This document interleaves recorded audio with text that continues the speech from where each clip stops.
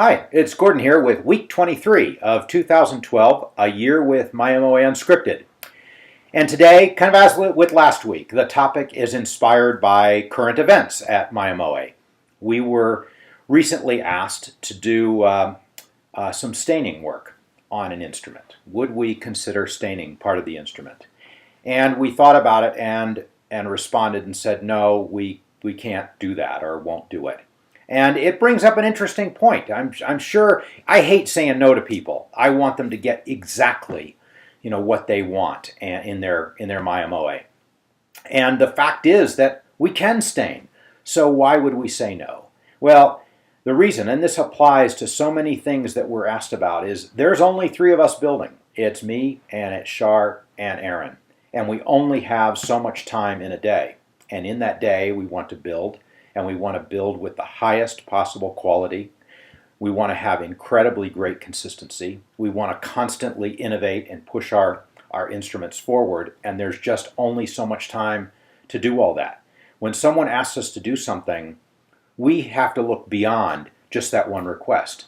As you all know, I think more than most people, you're watching these videos, you know that Mya-Moe is an open book. You can go look at every instrument we've ever produced. There is not one that is not up on the website with its full list of specs and its 4 pictures.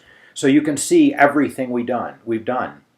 And what we learned early on is if we do it for one person, we better be prepared to do it for everybody. And being prepared means that we have the time to do it. It means that we're ready to invest in the tooling for it. It may involve, in the case of a new piece of some plate, like a new type of head plate.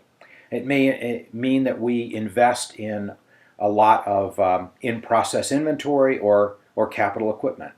So, a case in point is early on we only offered one head plate, and when we decided, based on popular requests, to offer the low contrast and the high contrast ebony and maple head plates, that was a big decision for us because it meant investing hours in making up an inventory of head plates that were ready to go and making sure that we could consistently get those materials over time. And so when we're asked to do things, we have to really look at a very intricate set of variables and make that decision, and we don't make it lightly. Early on, Mya-Moe was tenor classics. That is all we did, and that was an easy time. We had very few options. There was no cutaway. There were no peghead tuners.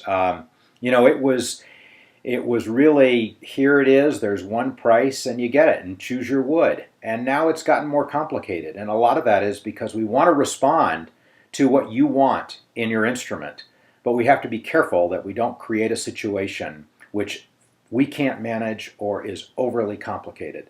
So these are the things that we balance when we get asked some questions. And we hope you like our instruments. We hope that we're providing enough variety for you and you get an instrument that is exactly what you want and that you feel that in terms of the wood, the binding, the head plate, the tuners, the size, shape, model, that it's been customized for you. And many of them are one of a kind, but we just don't have time in the day to do everything and also at the same time do what we do and continue to do it well.